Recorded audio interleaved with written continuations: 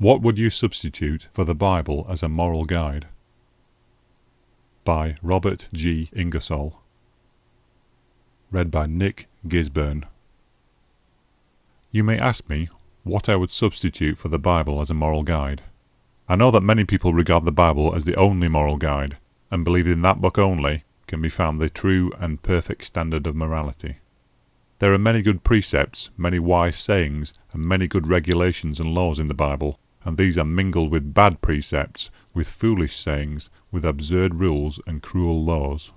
But we must remember that the Bible is a collection of many books, written centuries apart, and that it in part represents the growth and tells in part the history of a people. We must also remember that the writers treat of many subjects. Many of these writers have nothing to say about right or wrong, about vice or virtue. The book of Genesis has nothing about morality. There is not a line in it calculated to shed light on the path of conduct. No one can call that book a moral guide. It is made up of myth and miracle, of tradition and legend. In Exodus we have an account of the manner in which Jehovah delivered the Jews from Egyptian bondage. We now know that the Jews were never enslaved by the Egyptians, that the entire story is a fiction. We know this because there is not found in Hebrew a word of Egyptian origin, and there is not found in the language of the Egyptians a word of Hebrew origin.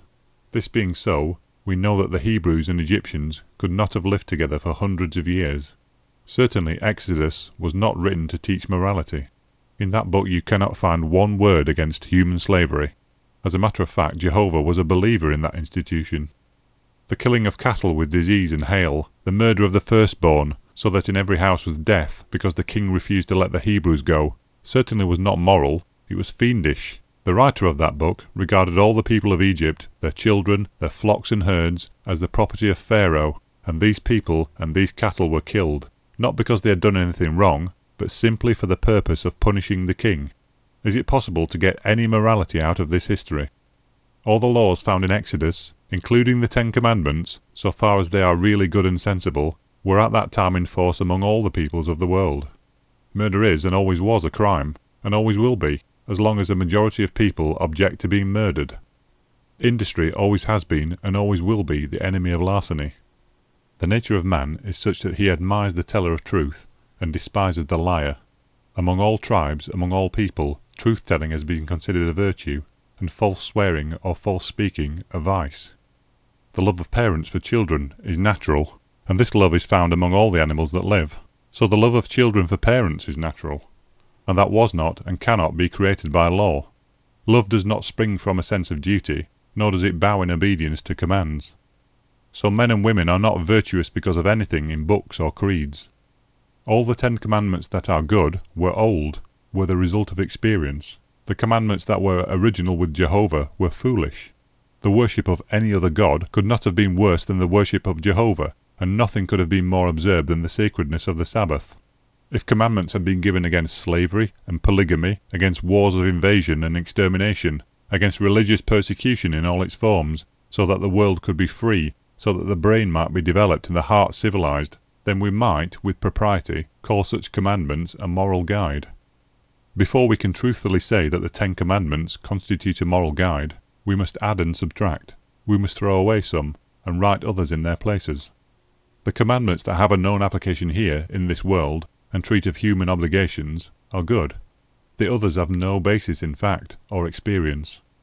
Many of the regulations found in Exodus, Leviticus, Numbers and Deuteronomy are good.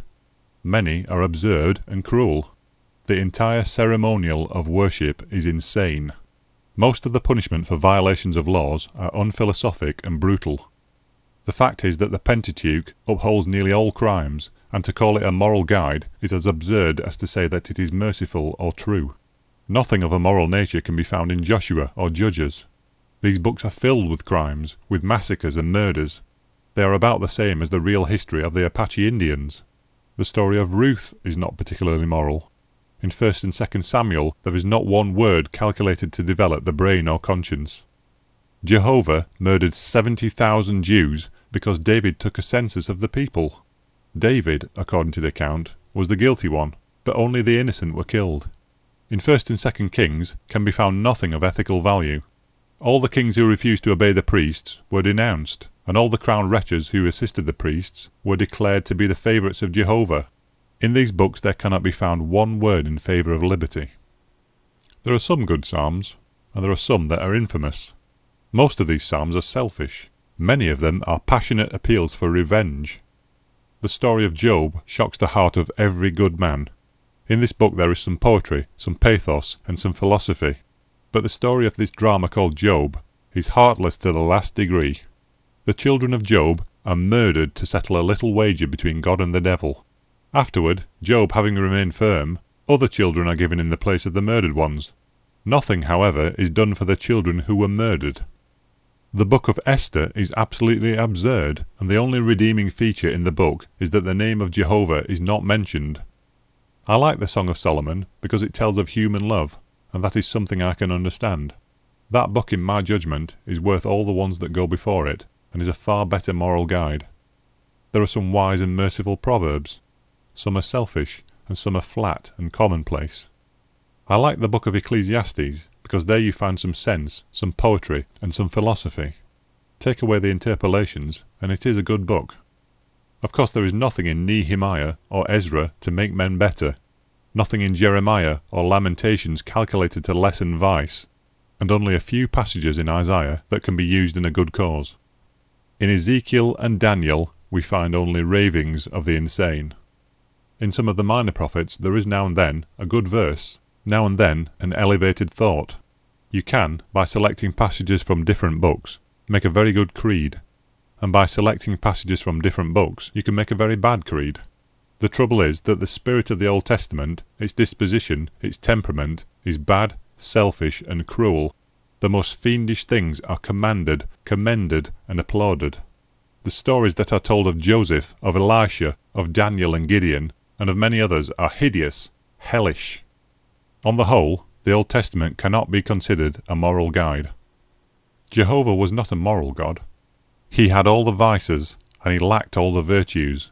He generally carried out his threats, but he never faithfully kept a promise.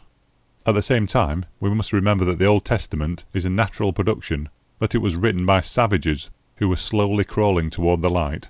We must give them credit for the noble things they said, and we must be charitable enough to excuse their faults and even their crimes.